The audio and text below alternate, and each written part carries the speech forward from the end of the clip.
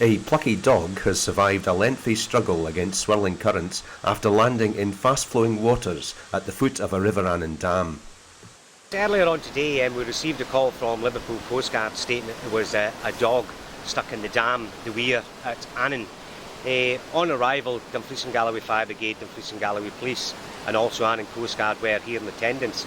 The dog was, as you can see, stuck in the wash behind us, swirling about. Approximately had been in there roughly about half an hour. The dogs are good swimmers. If it had been an adult or been a young kid, it could have been a different story.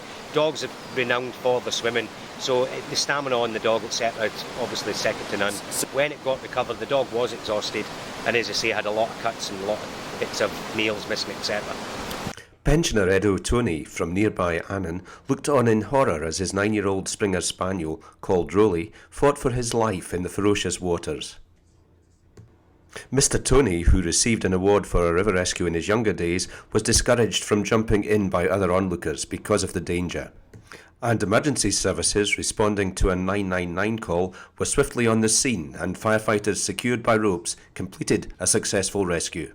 And thanks to local vets April Irvine and Paul Armstrong, Mr. Tony was later reunited with his pet at the Firth Veterinary Centre. I was walking along the river, and of course as soon as I see the water I just jumps in, and the current was a bit too strong, I think, and I tried to call him back, but the current was too strong and it took him down what do you call it? The weir, is it? The weir, and they couldn't get out. And I was trying, and some people came out, Mr. Anderson, the joiner, and his wife, they did very well.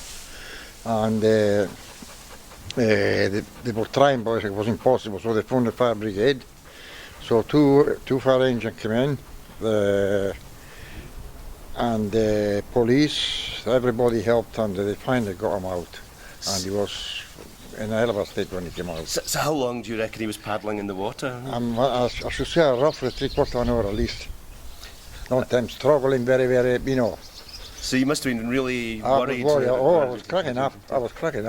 They stopped me. I was going to jump in myself. And they stopped me. Because you've a history of rescuing people from the river, haven't you? Yeah. You got an award, didn't you, for right. rescuing, helping rescue someone?